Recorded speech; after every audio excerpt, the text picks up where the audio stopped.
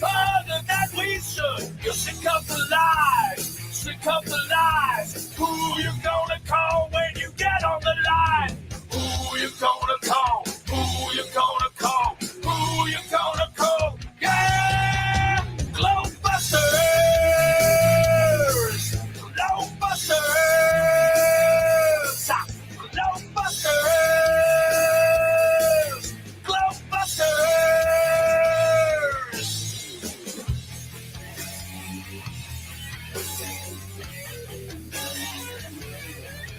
If there ain't no curve, there ain't no fall. The globe religion about to fall. We're gonna open your eyes so you can see who you gonna call if you wanna be free. GLOBEBUSTers, GLOBEBUSTers, GLOBEBUSTers, GLOBEBUSTers. Who you gonna call? Who you gonna call? Who you gonna call? Yeah, GLOBEBUSTers, GLOBEBUSTers, GLOBEBUSTers. And welcome everybody to GLOBEBUSTers. We accept the reality of the world with which we're presented. It's as simple as that. All right. Hello, everybody, and welcome to another edition of GLOBEBUSTers Tech. I'm your host, Zach, Good Times for All, and today we will be talking about the Analemma. Analemma, people say it differently. It's when you take a picture of the sun or moon, every day at the exact same time on the 24-hour clock. You're not paying attention to so much like solar noon or important things like that when it comes to the sun. You're using the standard time. And you take a picture every day throughout the year. And when you overlay all those pictures, they make this really interesting figure eight pattern. It's more of a kind of a figure eight with a bigger, one end will be bigger, the end that's pointing to the south. And it's really, really interesting. I've never mapped out the Analemma. Of course, it changes and looks different from your position on the plane, but it's something that I've always wanted to do, and I probably should get to doing it here eventually. But before we even get into any more of that, we're going to say hello to the panel. Starting off first, we'll say hello to Miss Karen B. Karen, how are you doing, ma'am? Are you calmed down yet? Is everything getting back to normal? Yeah, everything's getting back to normal and everything's pretty much calmed down and Good. starting to get cold over here. I like I your know. hat. Thank you. Yeah, These are that from is way cool. 2021. I need to have some more made. Let's pop that up. Yeah, I love that. Very cool.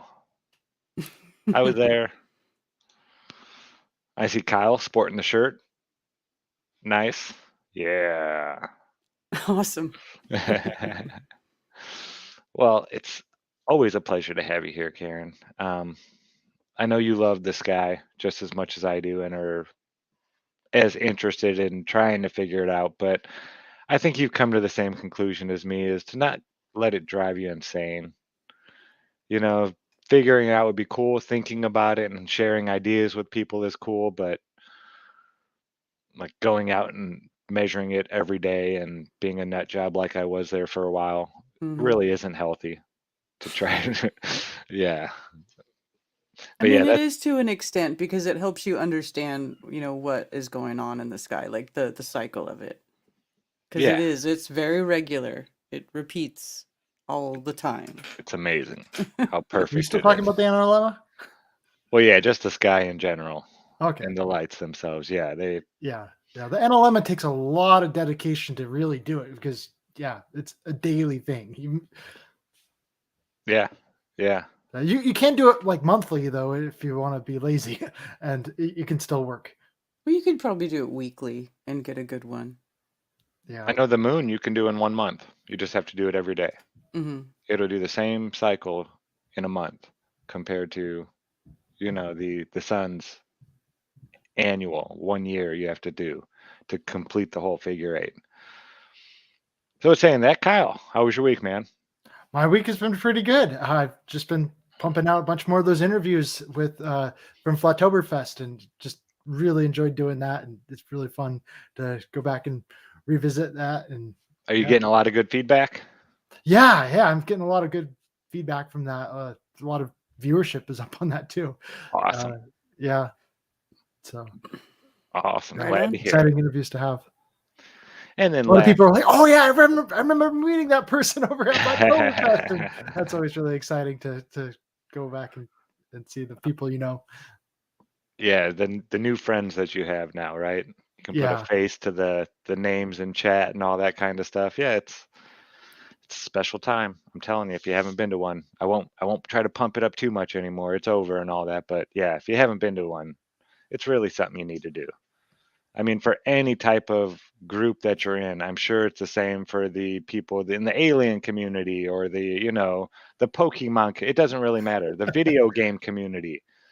I remember Jaron after we went to this first big Fortnite event, the World Championships, oh and he got to wow. hang out with his buddies and all these people he knew. He was so upset when it was over.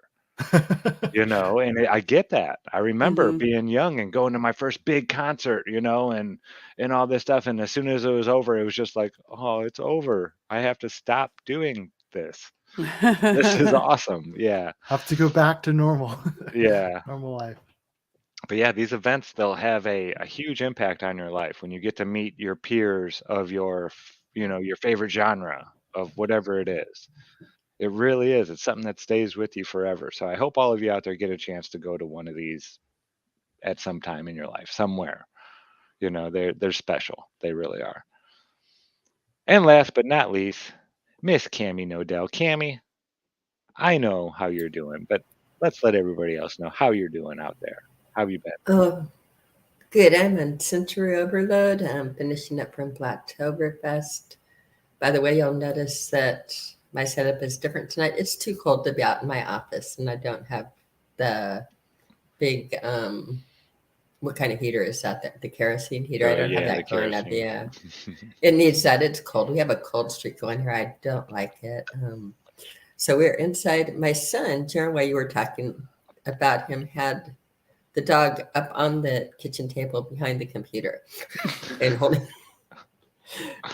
So yeah, Little he's still stinker. into every little stickers into everything. I have a special guest that flew in from Seattle today, a very, very special person close to my heart. And we're gonna go through some special memories. But she flew in from Seattle and she started at 10:30 last night and got in at noon today. She had to visit Dallas. And fly all night. So she's napping right now. If I do get up in the show and you guys continue, it's because she woke up. I do have again a very, very special house guest, a longtime family friend of the family, and again a family relation bond. So welcome, Sonia.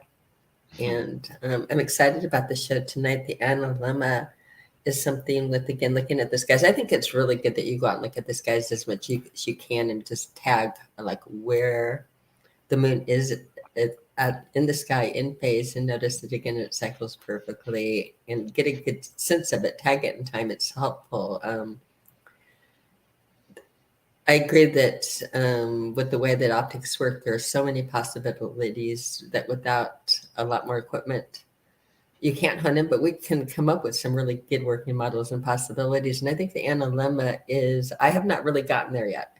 I've done moon cycles, I've done phases, I've looked moon in time, I've studied everything. And again, I've done space weather with the sun, but I haven't really with the Analemmas other than saying to me it never made sense in the helio model and the flat earth. It seems to make sense, but I have not modeled it out myself where I've seen it reflect that way. But I think a lot of clues will be gained from the information here. So it was a topic I didn't want to put up.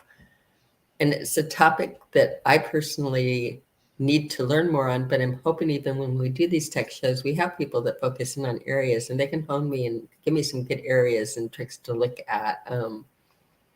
Because again, I think it holds a lot of details. Yeah, this is what I kind of special. started off in, really. It was the sun and what it was doing and Same. Yeah, I really was focused on this, you know, measuring what time it passed solar noon, Mm-hmm. you know, and things Where it like was in that. time. Yeah, where it was in time, exactly. And I learned that the sun really, it speeds up and slows down throughout the year according to our perspective of what we're Yeah. seeing. And the analemma shows that perfectly. If we go into one of these pictures, say we go into this one here. So imagine this is, okay, this green dot, we'll say, is where the sun is right now. So we took a picture of it. Then the next time we take a picture, it's going to go this way. So the sun Can is you make the actually, picture bigger yeah, I think if you so. click on it? Sorry. What did I do? You're screenshotting it.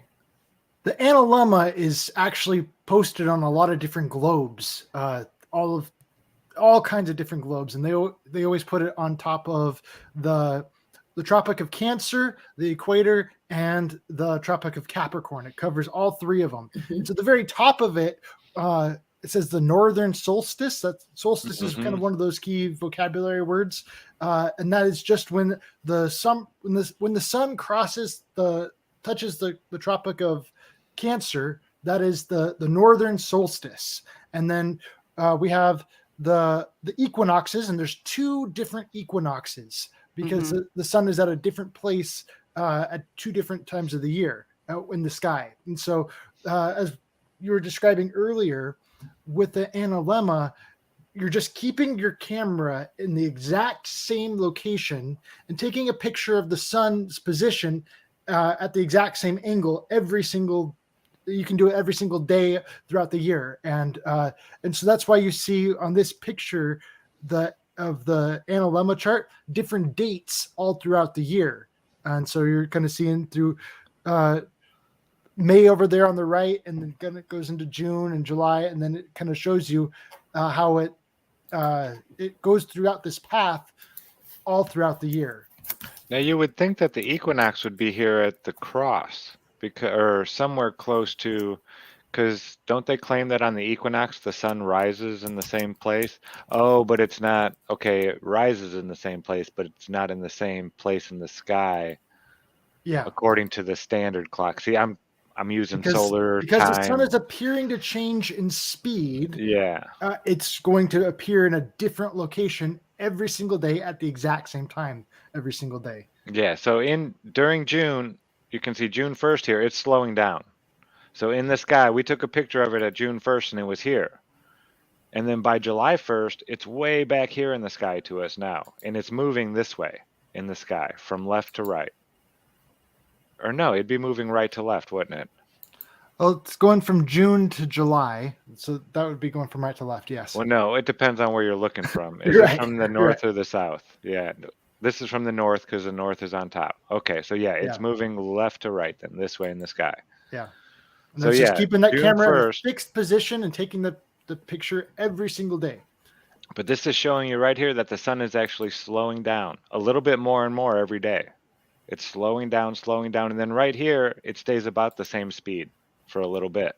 And then in August, it starts speeding up all the way until November 1st. Well, right around November 1st. So the sun is actually gaining speed. Each day you're taking a picture, it's ending up further in your 24-hour, because you're taking it every 24 hours. Now, when you're doing this, Zach, though, what I want you to do, they're saying a scene from Earth. Can you see it on a globe? Bring up the picture, Analemma shown on a globe, because it looks like a much narrower, longer one when they overlay it on the globe. Yeah, this is just a drawing. I think it's spread out so they can show you more the way it's set up. And this is over only a few degrees here, 10 degrees maybe.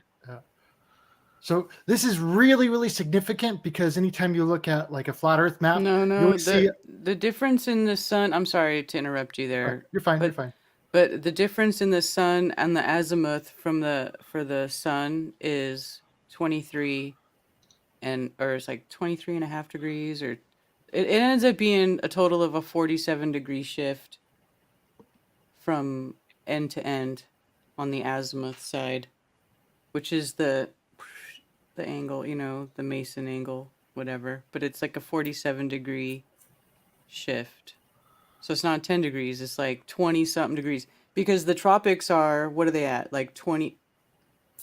Are the tropics 23 degrees? I can't remember. I'm having a brain fart right now of exactly what the tropics are. But they're both 20-something degrees from the equator, north and south. And the total of that is the shift. That's the degree of shift from the sun angle from end to end, from season to season. 23.5 degrees. I like that. 23.5, yeah. Globe has an analemma on here. Yeah, like most globes do. That's far as I'm aware.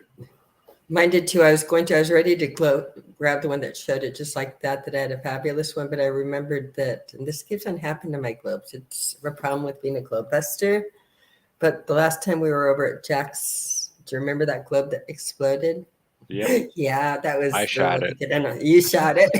That had a really good analemma on it. So it's fun doing that. And it was like just that brown when they're a really beautiful globe like that. I've given up a lot of beautiful globes to the cause and don't feel good. I don't mind at all. I like this because you don't have to see it at exactly noon every single day for this to happen. You can do it. It doesn't really matter what time of day you pick. You just take a picture at that exact same time every single day. I think that's how they get all the different angles. Yeah. And stuff, because the closer you take it to solar noon, I think it'll be more straight up and down. Yeah. Mm-hmm. And then if you take it in the morning, it'll be angled one way, and you take it in the afternoon, it may be angled the other way. I'm not really sure. Yeah, but yeah, it's always the southern one facing the southern hemisphere that's bigger. Always. Always, and it doesn't matter if you're plotting it from Argentina, if you're plotting it from Canada, it doesn't change with the perspective that the bottom loop is bigger. And to me, that makes really, I don't care what they talk about, the perihelion and aphelion, you still, the amount of distance they make it cover to account for that. Yeah. The hard part about that they say that we're the very, very closest when we're in our hardcore winter. Go ahead, Kyle. I was going to say, the hard part about doing this is if you're going to, wait and do bear through it and get footage like this of an analemma, you really can't use your camera for anything else because you got to keep it in the exact same location, the exact same angle, everything. No zooming in and zooming out. And yeah, it's best to have markers. A lot of new cameras, they'll have the lines you can put in there. Yeah. They won't end up on the picture. But you have to have different spots, different things that don't move. You don't want to use things like trees or plants that grow. Your camera's now grounded to this. For a year, you want to be able to go to that same spot, set your camera there, and have it exactly lined up where it was. If anything's off, it messes it up. And that's the toughest part. It's hard to do that for an entire year. Yeah. Now the other thing is your physical Tammy. location. Like again, for instance, Cal, you're in Utah, you might have a big sky, big Montana skies. In Colorado with the arid skies and the amount of clear nights, it was great. In the Carolinas, we get clouded skies a lot. We have the hills and the valleys. And again, you have to have, for us, it would be a lot of work to get to the sky to even take this type of shot. Zach, if you thought about it, where could we get? I can't do it. I know that. Yeah. Mm-hmm. I even had trouble. I was trying to record sunrises with the drone and for a couple of months, I just couldn't even get the shot I wanted. I was like, guys, well, there goes my monthly. It's already gone. I think got 4 deep and that was it. So yeah, living in one of those flatter states as opposed to the hilly ones and having the more arid conditions in the clear skies really, really helps the cause out. So we need some of our Arizona people, Utah people, Nevada people. Yeah, it was Montana. nice and flat out there. Indiana was nice until you got to Kansas. winter, and then it was just 4 months of overcast. So studying the sun was near impossible. That was another one of the reasons I quit. I was just so frustrated trying to get a picture of the sun. Yeah. So yeah, the moon, they say you can do it, but you don't take it every 24 hours. You take it 24 hours plus 50 minutes, 29 seconds on successive days. And you do that over 1 month, one lunar month. So what is that, 29 days, somewhere right around there, a lunar month, 28 point something. I forget the exact. It feels But like it's cheating though if you've got to change the time you do it every day. Well, it's because the moon's slower than the sun. The sun Oh, is pretty close to 24 hours, So you're keeping it the same. so it's Part staying of at the the- same pace. But the Mhm. moon, It's like 50 minutes behind. yeah. So you have to take it a little bit later, and then your analemma will line up. Mm-hmm. Yeah, you just have to do it as far as like not You have to 24 adjust. hours. It would be 23 hours and 10 minutes. yeah. Right, It you still make sounds your weird to cycle. me. You just have to I'm shorten your cycle. wanting to You be have to, pure and just do it same time every day. Just yeah. Yeah. but again, it doesn't work on that cycle. So you do it at the same time in the cycle, and so that's just getting the math. If you think about it, where it would be in the circle, you'd be a mess the other way. So what are the odds of the sun and the moon, making the exact same pattern in the sky when you take pictures this way? And they say it's due to the tilt and the distance and this and that and the perigee and apogee. So there's some big words right there for a lot of the other people that's kind of going over people's heads. Okay, But yeah. remember, they rotate and go around us quite differently. We're So rotating around Kyle, us go anyway. into what Doing that, perigee and yeah. apogee is. Okay, so it's important to remember these things when it comes to the globe model, because we want to show people that we are flat earthers because we are educated, not for a lack of education. So yeah, in part of doing this, it's really helpful to describe the globe model and how they claim this works in the globe model. And so they claim that this happens on the globe model because the sun is, or they even acknowledge, and this is really important to acknowledge, that they acknowledge that the sun appears to change in speed throughout the year. And they claim this happens because of perigee and apogee, which is the distance of the sun throughout the year. And so they don't claim that the sun stays at 93 million miles away. They claim it's the average, and it's on an elliptical orbit. And so on this elliptical orbit, sometimes the sun starts moving faster as it kind of as the Earth comes closer to it, and then it starts to go slower as it kind of turns away from it. And so that's kind of their whole stance on the matter. And it's a really significant thing to remember, because their claim is that in the northern summer, we are like millions of miles closer to the Earth. Or sorry, the Earth is millions of miles closer to the sun than it is in the middle of winter. Yeah, and that's like a huge point, because it's like, which doesn't make sense with the analemma. I think it was like 253 or 243 like Earth distances to the, like, that's how like significant of the distance it is. I don't remember. It's like 3 million miles or something like that. Yeah. And so like take the size of the Earth and it's like times that by 200 and like, I don't remember. Potter's Clay, he did a video about it and have like the exact number all measured out for you. And so you could see just like how big of a deal this is. Oh yeah, this simple little tilt of the Earth is making all that difference. Yeah, nonsense. Yeah, I love Potter's Clay. This one right here, it's 3 years time lapse, showing that not only does the sun do this, but it follows the same path over and over and over again. It is a perfect clock. Mm-hmm. I like how you can see it speeding up too. Like yeah, you can see it. Yeah. Right now it's kind of slowing down. And here we go. We're speeding up again. Mm-hmm. I've never seen footage like this before. This is really cool to see that stop motion. Slowing Yeah, just think about going out there speeding every up. day and getting your camera perfectly lined up like that. I don't see the mountains really moving too much. No. But he has that azimuth heading right there. I'm sure that So helps a lot. perigee and apogee is for them. He It's going to be probably on has a window the two or ends, something. on the top of the 8 and the bottom of the 8. That's the perigee and apogee. Yeah. closest and furthest away. Yeah. And there's your equal. Yeah, this would be the solstice down here.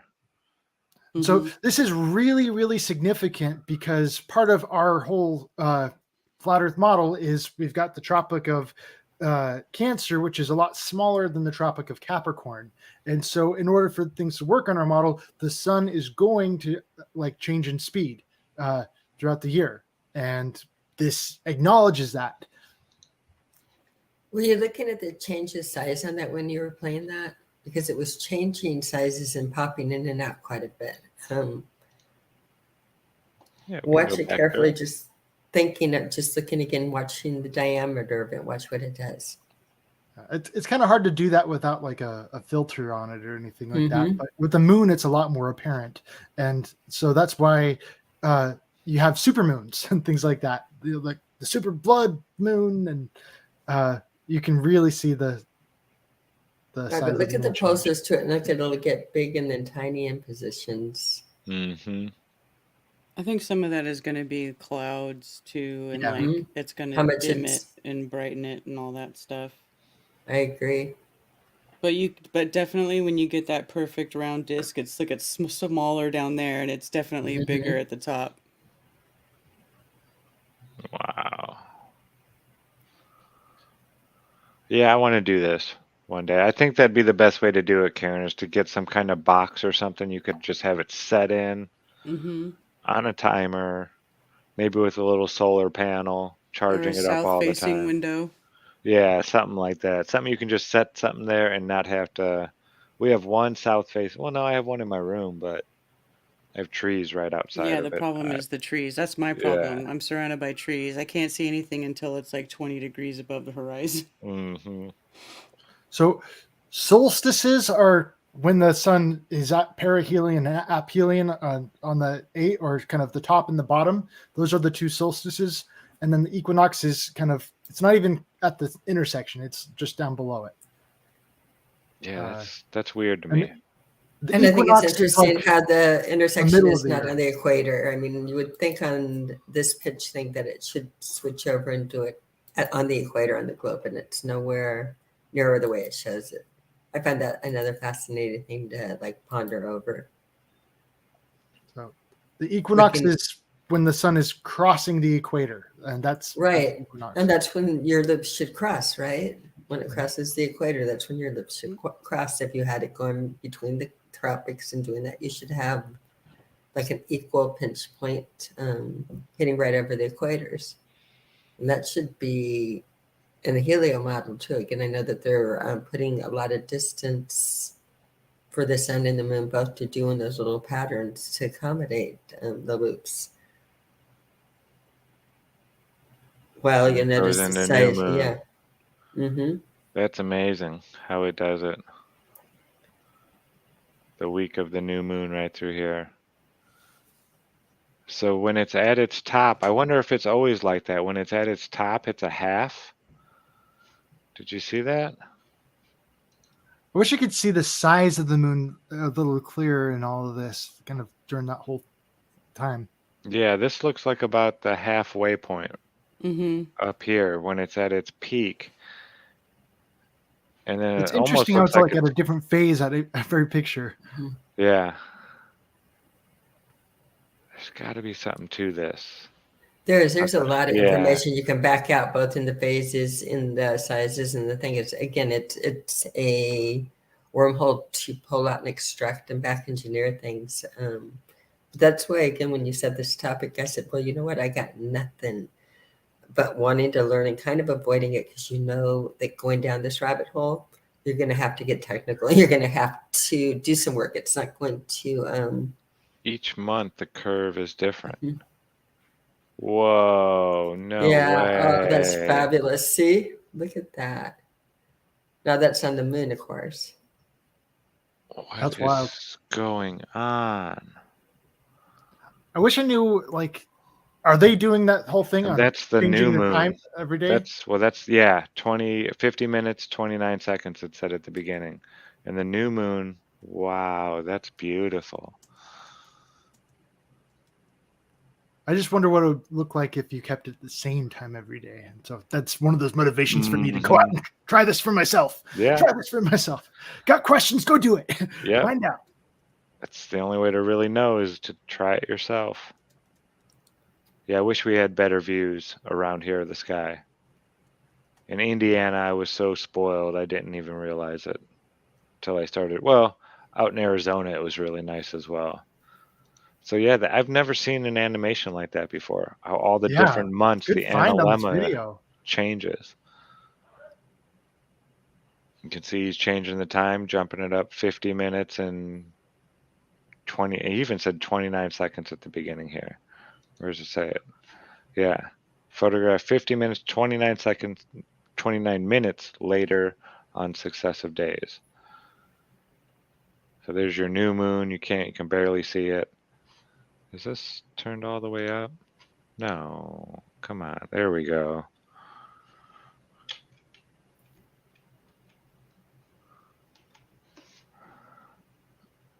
I would say it looks full. I don't know. Maybe here? If that might be the fullest one? I'm not really sure. Kind of, yeah, that one right there looks the fullest. The one in the middle there, to me, anyway. Yeah. Right And I guess opposite it's the week of the new moon, which that makes sense, right? Mm-hmm. And this actually moves. So sometimes you have your full moon way up here. Sometimes you'll have it down here. It just depends on the month. Yeah, this is amazing. The person who did this, Oh, that's cool. yeah, put a lot of time into this. They have They're dedicated for sure. See, that's awesome. That's how you tell what month it is, right there. Mm-hmm. But this Right is there. like just simulated. Look at, they're saying 2027, 2028. They have a computer simulation that you should be able to go in Yeah. and run and see where it's at by where, well, we know by the Sarah cycles and that how. So that's something you could do, Kyle, is actually record it. Oh, wow. The moon would be hard to do, though. For years? Was that? It looks That's a little awesome, different though. depending on where your location is also. And then So every if you're to 19 do years that, it's like- going to like repeat your cycle. But yeah, we know that. Okay, so That's here always they're by your jumping graph. months. They're jumping the Yeah. whole month each time. Okay. Yeah, That's that's what I'm just saying. So, like, if you lived somewhere, you knew the sky regularly, that's how you told time. You would know what month it is just by where the full moon was in the sky. You would. wow. Exactly. You can lock into the time with the cycles and they could do all of this very easy on their So you little, could tell your position, Mm-hmm. what month it was, Mm-hmm. just by You'd start a knowing, oh, glance we're getting Everything. at the close moon. to harvest time, or we're getting close to winter time. You know, you would know. With their little section or their little, yeah, We they. are so dumb. Yes, we are. Now they completely We are so disconnected It's not our us fault, from time. though. At least we're trying to fix that. Yeah. Man, I just felt like this big right now. Probably something that 150 years ago, a child 12 years old would be like, duh. Of course That it's this month. Look at the moon. Yeah. That is learning flat earth, and it's why it's best to learn like a child, because this stuff that really is, a lot of it is like, wow, we've been programmed to such overcomplication when it's right in front of you, and it is. I love it when those bombs hit. And they were smarter, and again, you see the magic mirrors and the things that I brought home from antiques. First Antarctic Mhm. Analemma time lapse, 2014. All right. That to me is sad that the first one ever done. We've been down there doing stuff Right. since the 50s. And we've had cameras before then too. There's just scientific no reason. studies, right? Supposedly. And this is the first time they've done an analemma of the sun, 2014.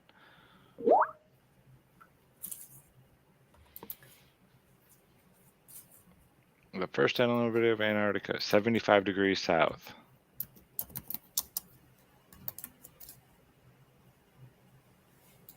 At a slower rate. Yeah, what is that? So it's going down.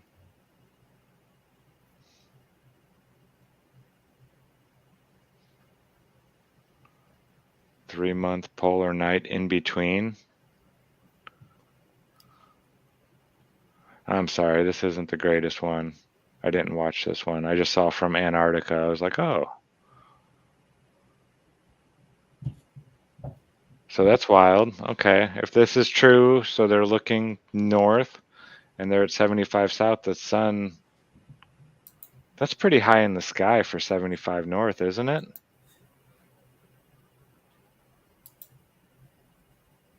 I Where's don't it know. from? Antarctica? Yeah, 75 degrees south, I mean. Yeah, it's That's way up in the sky. Wait, that footage is from Antarctica. Wow. I wouldn't think But that you're this. only seeing just a small part of it, though. You don't even see the whole lobe. Yeah. So there's that. And I've often wondered if the altitude of the sun doesn't change. I'm still not sure about that. What do The you what? think? The altitude of the sun throughout I the for year? sure think for sure the altitude of the sun changes and the altitude of the moon dances with this altitude of the moon every month within it. But I think the sun is what sets the over going up and down. And again, I think the Analemma is key to locking in a lot of information. It's just a lot of work. Has a flat earther ever done the Analemma yet? I don't know. I don't know. Yeah. When it comes to the moon, I just look at like the size of the moon, how that changes over time with the blood moons and whatnot. It's not a bad winter project with rocks, but super moons. Well, just trying to the Analemma model different things and come up with again back engineer it a little bit, look at what possibilities get you there. That's a really cool one right there. Truth shall set you free says, I'm confused. How does the moon make an analemma every month? I thought the moon follows a similar path as the sun. It does. Oh, I'm so glad you brought that up. So glad you brought that up. But the north and south of the equator part, it does that much more rapidly than the sun. Like it travels east to west slower, but it travels north and south faster. Does that make sense? Yeah. Is that right? Let's bring up a.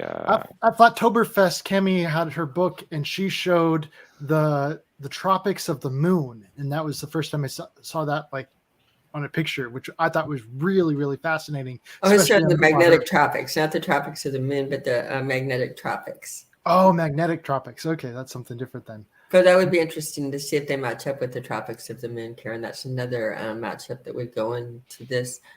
Analemma etymology, mid-17th century, in the sense projection of a celestial sphere onto the plane of the meridian. Latin from Greek analemma, meaning prop or support. That's something I want to know is, does it follow the same tropic lines does the moon follow the same tropic lines as the sun does? Does the moon ever it goes a little bit further. It goes a little bit outside, and that's the 5 degree, the alleged 5 degree tilt. And I have my computer propped up on the book that I have that picture. 5 degree tilt, you're saying that the moon goes a little bit farther north than the sun does? Yes, like outside of it by 5 degrees. On both ends of it. So it's going to go 5 degrees higher and then 5 degrees lower on both ends. So it's bigger. Yeah. Correct. Correct. It's got the orbital inclination of the moon is 5.1 degrees. There you go. 5.1. And that makes sense to me magnetically too. Again, if the sun is setting the path of the moon, the sun is setting it, so the moon, if it's following, is going to have a little bit more free. The circle won't be quite as tight. That would work naturally in physics to say the sense of leader and everything would point out that in the 2 on their paths. We're living in the major lunar standstill right now, they're saying? The heck does that mean? For the first years, 2005, 2007, and also 2023 to 2026, each month the moon will rise and set more northerly and 2 weeks later more southerly than the solar extremes. Mm. So it's going to rise past the tropics and then past on both ends. That's an interesting thing. That kind of tells me Makes that zero sense on a the ball. moon has different tropics at every cycle. And so we've got the sun. It takes an entire year for it to go from the Tropic of Cancer to the Tropic of Capricorn and back. That's a full year for the sun. But with the moon, you guys were saying that it takes just a month to go from one tropic to the other and back. And so that's the major difference between the two. But it sounds like you guys are telling me that the tropics are shifting every month. And so sometimes it's a little wider and then sometimes it gets a little bit smaller. Right. Within the thing, it can extend further, but yes. And then That's listen to this. It also says each month the moon will transit higher in the sky than the summer sun. And of course, 2 weeks later, lower than the winter sun. So Which it's is the like, Maynard lunar standstill. yeah, makes it a major lunar standstill. I've never heard of this before. I've never heard of it before either, but I'm just thinking about what they tell us about the balls and how they all, it doesn't make any sense. Why would that ever happen? It doesn't. Mm. It only makes sense if the sun and moon are small and local. Yeah, absolutely. The Analemma. Especially because of like how sensitive they say the gravitational pulls and everything is just balanced just right with our our parking spots in space, and Jupiter cleans up the universe and blah blah blah blah blah, and Yeah. and now you're gonna tell us the moon's gonna go outside of that orbit and everything's gonna be fine, it's gonna come back, it's not gonna get sucked up by the sun or anything. Like, come on, get out Why of would the here. tropic lines be continually moving with the moon, but the tropic lines don't continually move with the sun? That just seems like, weird to me. Especially on the boat. Analemmas have Especially been on the known boat. about forever too. That's a Greek word from Mhm. ancient Greek. Oh, etymology. Yeah, we're gonna look Ptolemy. into this. Yeah. Analemma from Ptolemy. I didn't realize that people knew about the Analemma for that long. You would think it would be hard without clocks. Yeah, to- without cameras. Yeah, Yeah. but think about it though. Back then, all they had to do, they didn't really have as much stuff distracting them now. Like, they didn't have a Mhm. problem observing the sky and learning the cycles of it. I Yeah. just wonder how they. And they could even do that the little was- pinhole thing where you make a pinhole and just watch where the sun is. Yeah. Ah, Yeah, okay, yeah. Change in the sun's declination due to the tilt of Earth's axis of rotation. Right. So the east-west component results from the non-uniform rate of change of the sun's right ascension. Wow. What is the sun's right ascension? I've maybe never. it's like on the side Yeah. on the right side of the figure eight as it's moving upward. Okay, is the angular distance of a particular point measured eastward along the celestial equator from the sun at the March equinox to the point in question above the Earth. When paired with declination, these astronomical coordinates specify the location of a point on the blah, blah, blah, blah, blah. I'm not even really sure what they're saying. They're saying the non-uniform rate of change of the sun's right ascension. So they're just saying that the sun appears to be speeding up and slowing down? I think that's what they're trying to Mm-hmm. say. Okay. Yeah. You're gonna like this one, Zach. I'm reading from the etymology dictionary. Analemma, noun from the 1650s, a projection of the celestial sphere onto the plane of the meridian. Later, Huh. the name of an astronomical instrument to do this from the Latin analemma, the name of a type of sundial known in antiquity. So further back than that, Analemma was what they called the sundials in antiquity, a word originally meaning, analemma originally meant pedestal of a sundial, hence by extension the sundial itself. This is from the Greek analemma, which is prop and support, sling, and then that's going to also, if you go into lemma, you're going to get into lambda and the math of it, and again into C's. Let's do that from Greek lemma, pro lemata, something received or taken. Oh, I think I've seen that before. I Like know. you can watch It's the a C's to shadows grasp. throughout the Yeah. year, and they will also, you can see this figure 8 in the shadows throughout the year, and that makes So a it's lot more sense. something. People It's notice that a something. lot quicker.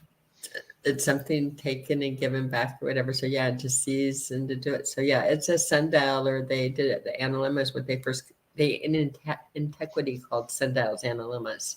So they were tracking it. Again, I've seen that before. I wonder where the it was video just went. taken apart. Yeah.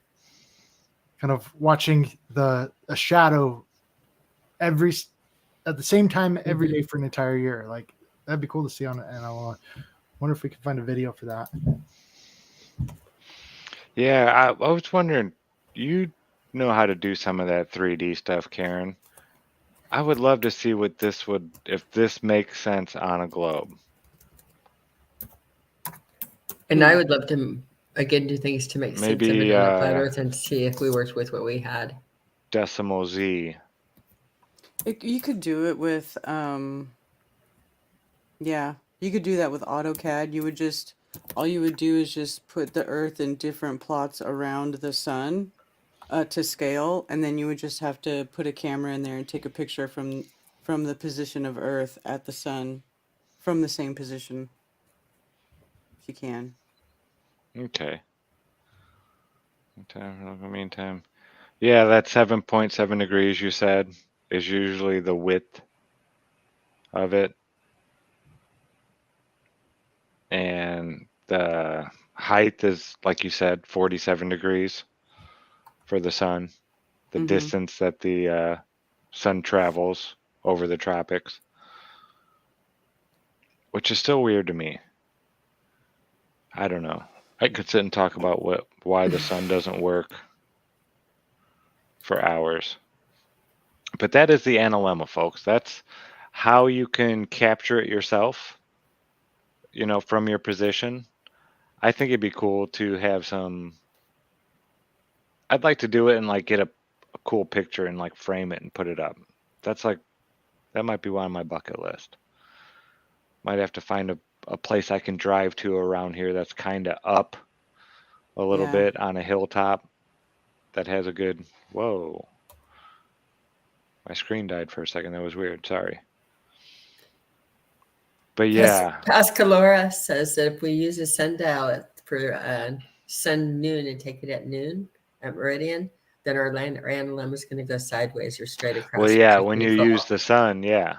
Yeah. The only way it works is if you use the man-made time, the 24-hour clock that we all use.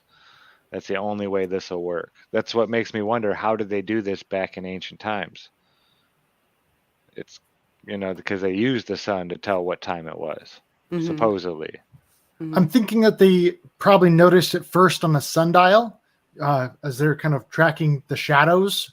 And after, oh, wow, look at these peculiar shadows. The shadows are just replicating what you're seeing up in the sky.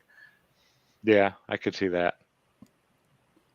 Mr. One says, GLOBEBUSTERS, you didn't show up in my subscriptions as being live. Mr. One, that's because YouTube sucks. They keep on giving me messages.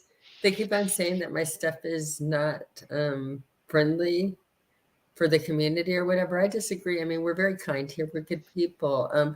You can go over, and we do the show also on, I don't know if this will help you, but we do it every Thursday night at 7, unless we change it. And every Sunday you have the main show at 3:00 Eastern. You can also watch at Rockfin for free on those days if you hate YouTube as much as we do.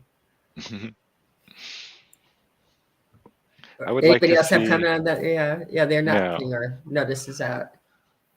I'd like to see the analemma from the equator. I think that'd be really neat. Yeah. I don't Also, if you know. look up southern analemma or analemma from the southern hemisphere, I was looking up that where the larger lobe will be on the top instead of on the bottom.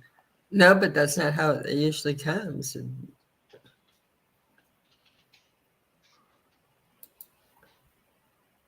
Yeah, the big loop is up here. Mm-hmm. Yeah. Southern analemma. Yep.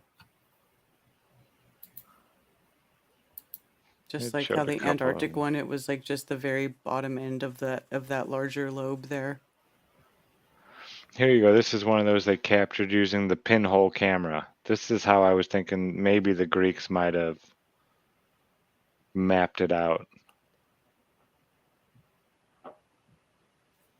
Because didn't they supposedly look at, or was that the Mayans that looked at sunspots through the pinholes? They'd put a pinhole in something and then project it onto a wall, and you could see the The circle of the Greeks did sun. that. The Greeks did that. The Mayans might have also, again, they're all pretty much looking at the skies, charting them, and basing a lot on it. What they've done with technology and what they've done with making us on a 12-hour clock, doing the time zones, jumping them around. They've done everything, having us look at our little smartphones to have us not look at the skies. Yeah. They've taken they've taken us out of time as much as they can. Sorry. Ooh, Whoa. Whoa. you're right. What happened? So this is an indoor sundial, and you're getting kind of a beam of light, and it's going to go across.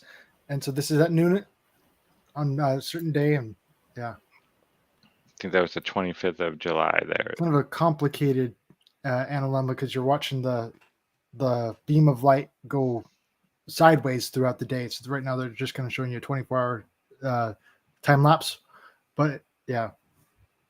To get the figure 8 on the inside, you'd have to take the picture at the same time every day, not just record it, do a time lapse of a single day. Mm-hmm.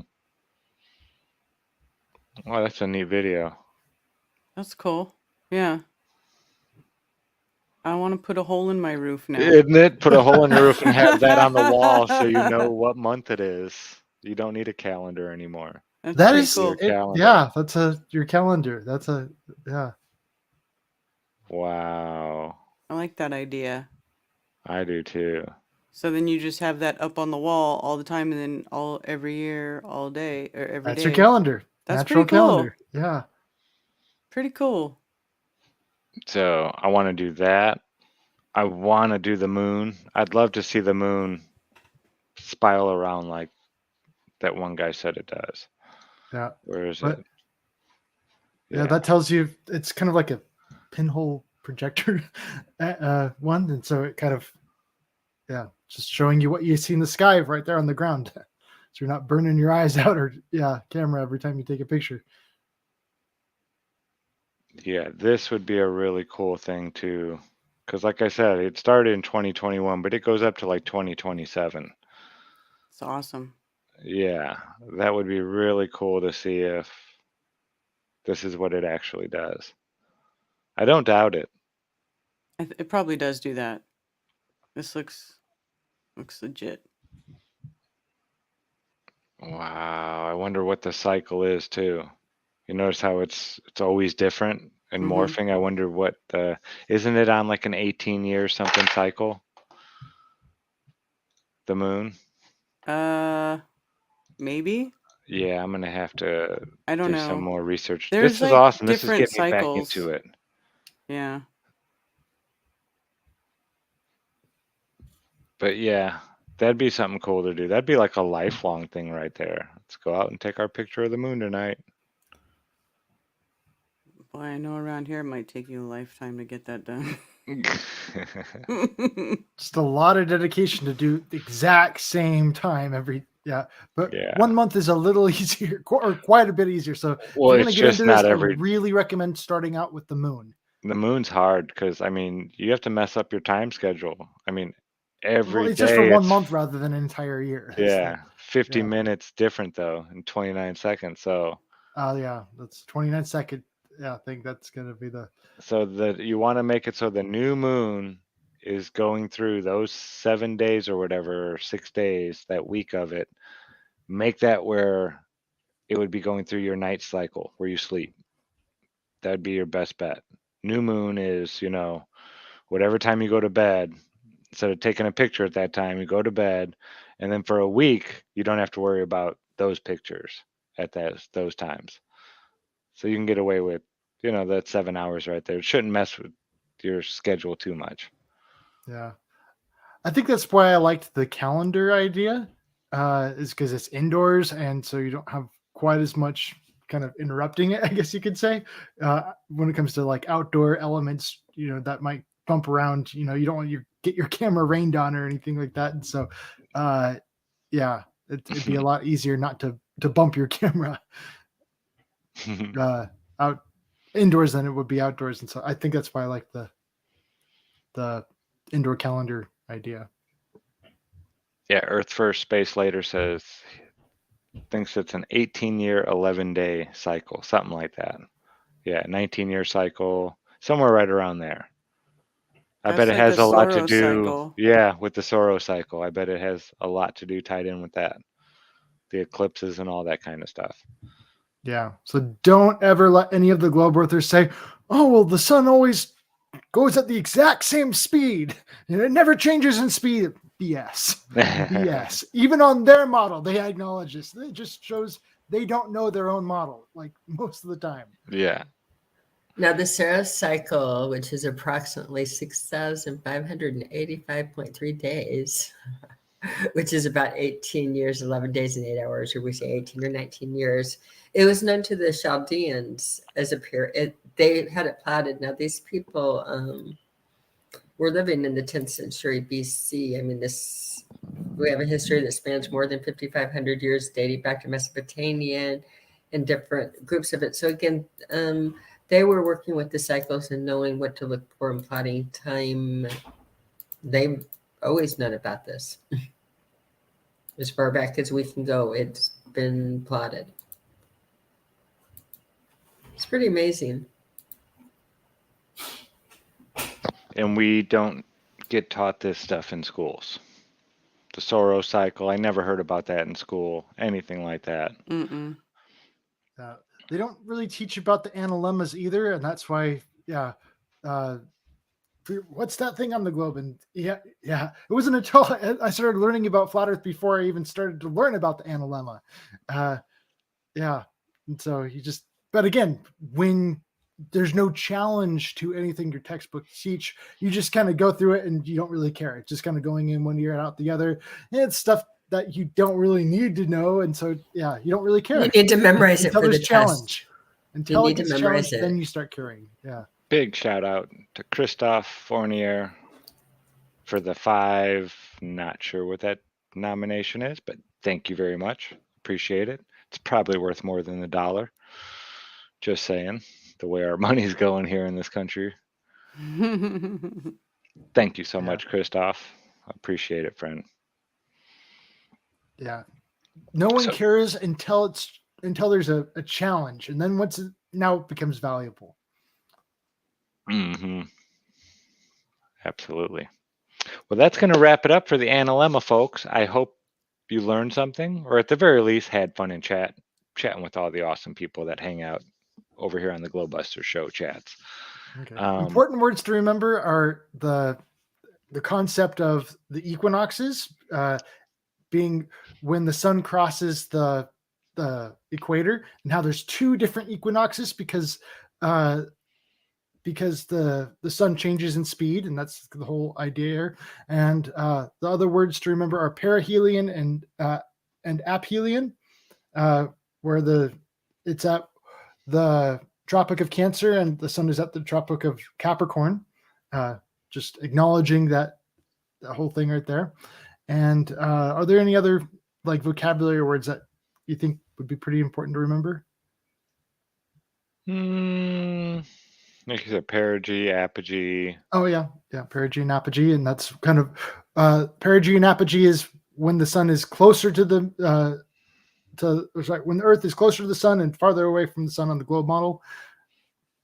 Yeah. And that whole concept right there, like I like finding how it's all very interconnected, And this whole concept of the analemma, talking about how the sun changes in speed throughout the year, is very much connected to the whole statement of, like, for me, it was like a huge, like, no-brainer on the globe model doesn't work, and that is just the sun being so much closer in the middle of winter than it is in the middle of summer, like significantly closer on the globe model. I'm like, yeah, BS, whatever. The globe model, yeah, I don't believe that. Sorry. Yeah. Just Another telling one that of one to those. my kids, they're like, wow, it's just really ridiculous to so many people. Well, yeah, you would think if It's the an size of eye-opening the experience. analemma grew that much, from us supposedly getting that much closer, you would think that the size of the sun would be more than just 5%. The size of the analemma grew that much larger, not just 5% bigger, but it looked like it's almost like 3 times longer, the bottom half. Wouldn't you think that the sun would be 3 times bigger as well? I just don't get it. It Yeah, doesn't make that's sense to something I me. haven't seen anyone do yet, is have the solar filter and measure the size of the sun throughout the year. I haven't I seen have. anyone do that yet. I've Chris done von that. Maitre did that too. Yeah, we both have.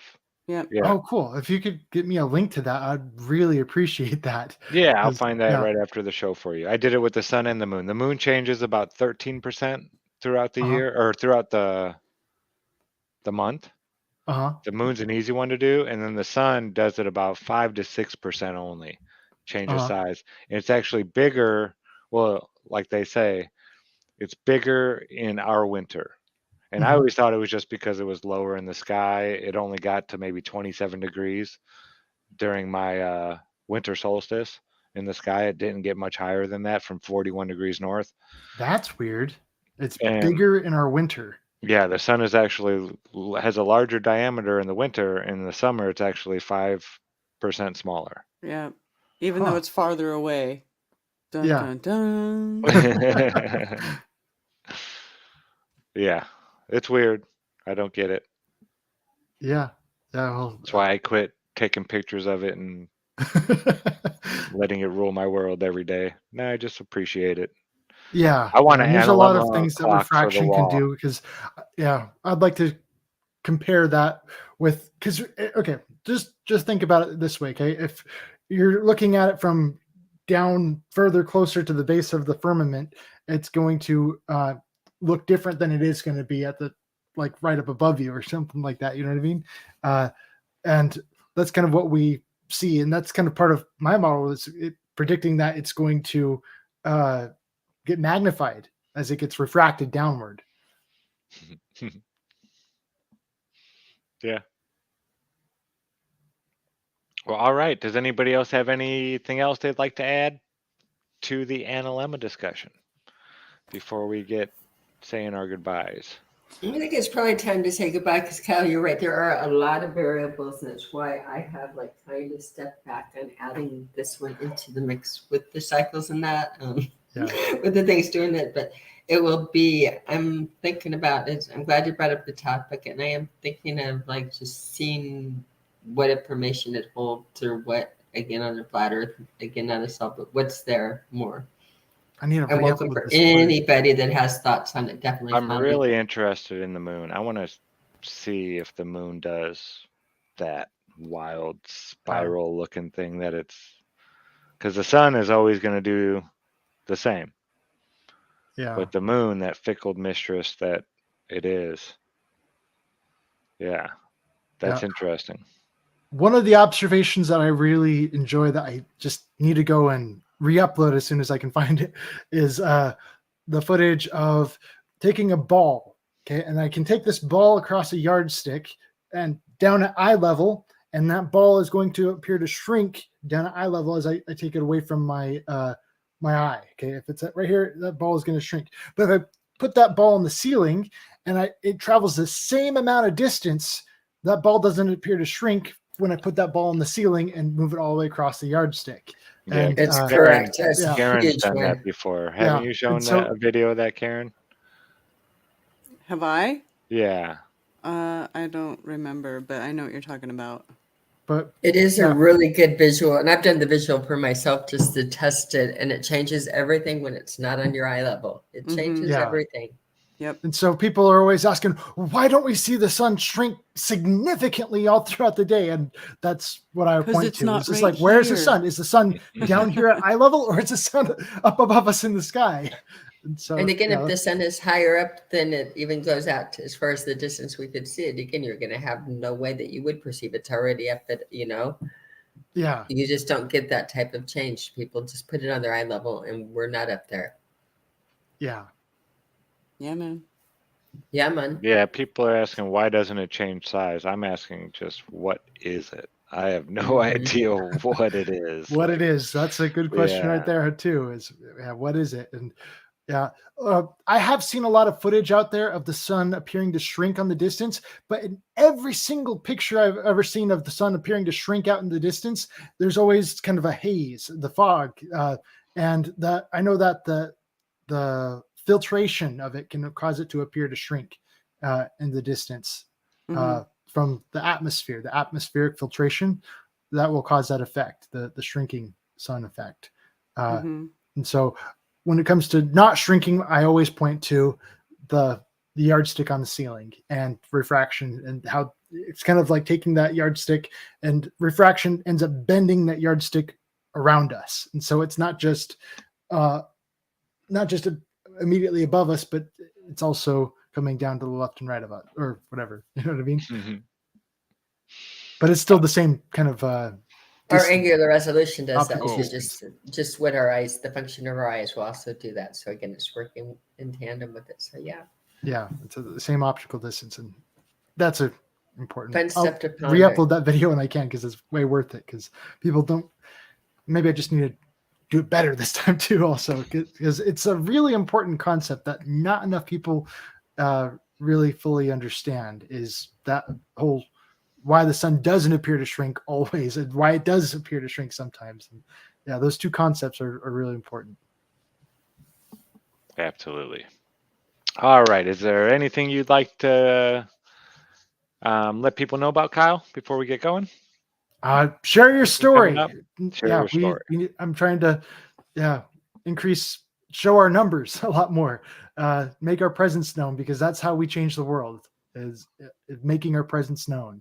Yeah, get a hold of Kyle. He has his Kyle Adams channel. Yeah, I'd be more than happy to do interviews with you and just help you share your story that way. Don't even have to show your face or anything like that, right? Just getting it out there. Yeah, just even saying it, it'll help you.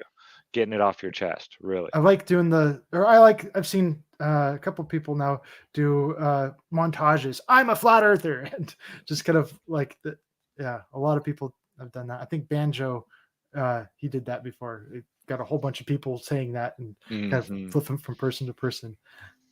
That was powerful. One of the other things I really want to do here is I want to go and bring this up over at the college. I was kind of waiting until it got a little bit colder first, and that way it's kind of more dramatic, and just talking about this. What do you think about the sun being closer to us in the middle of winter than it is in the summer? And if I could have those numbers ready to go off the top of my head, it would be a lot more powerful. And 3 million miles closer in the middle of winter than in the middle of summer. Yeah. Just kind of watching their reactions. I love that. Just watching their reactions as they really kind of what? Yeah, you got to know your song well before you start singing. Yeah. It's important. Like you said, it's so much more impactful when you can start spitting out numbers, and then they go look it up on Google, and those numbers are the exact same numbers you just told them. It really changes things. It really does. So know your song well before you go sharing flat earth or any of these different topics like this. Make sure you have all your ducks in a row and you know what's going on. We're talking about learning vocabulary, but those numbers right there, they're important. So, yeah, they are. Not just as important as the vocabulary itself. So that's message for me. Is go memorize those numbers. And Karen, what do you got coming up?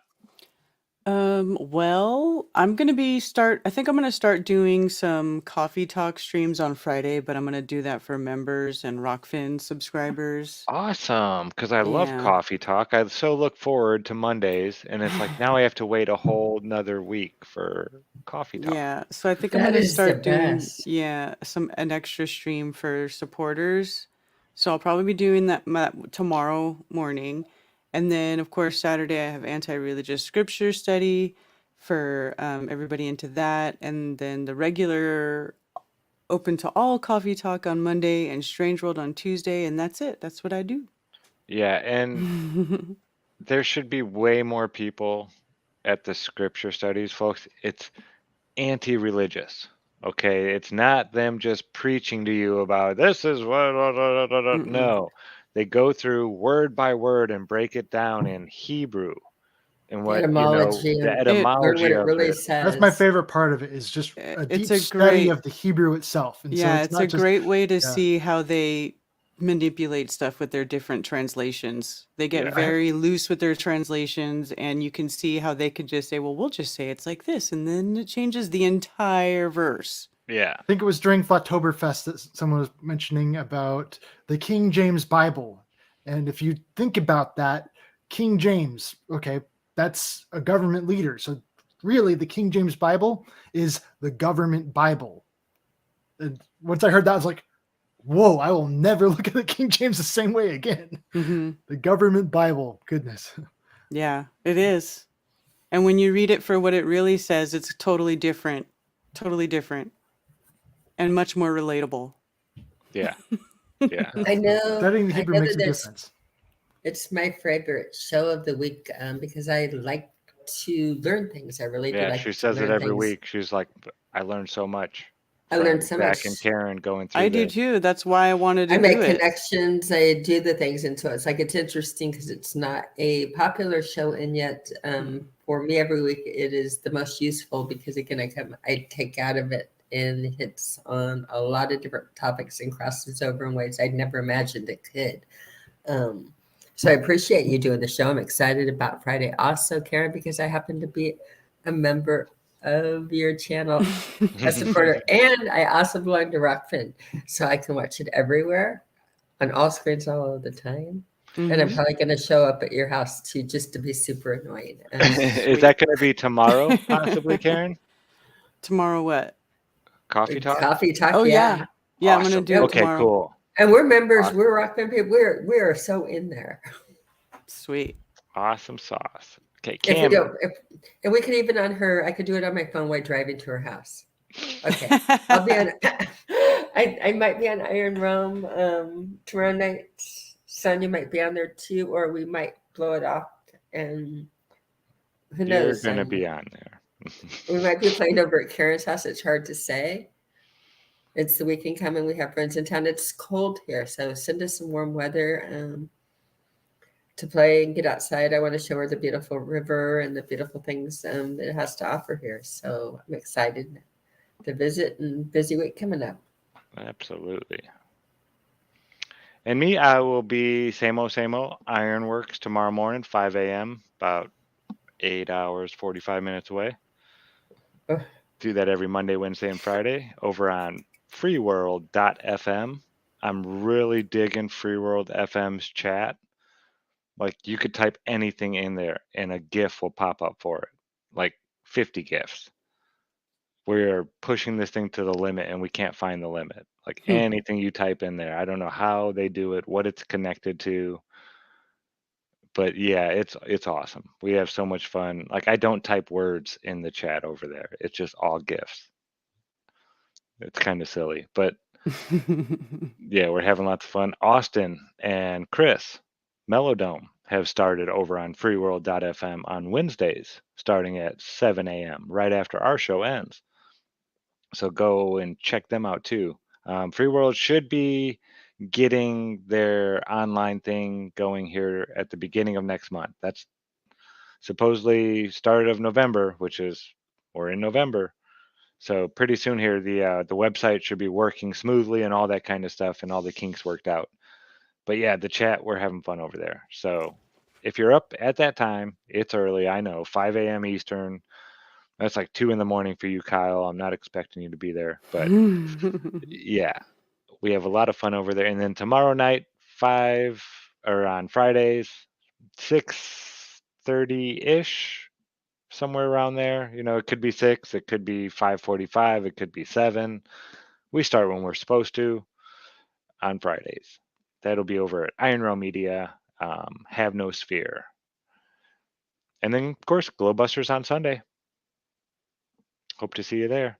But yeah, the Analemma. I hope you learned something. I did myself.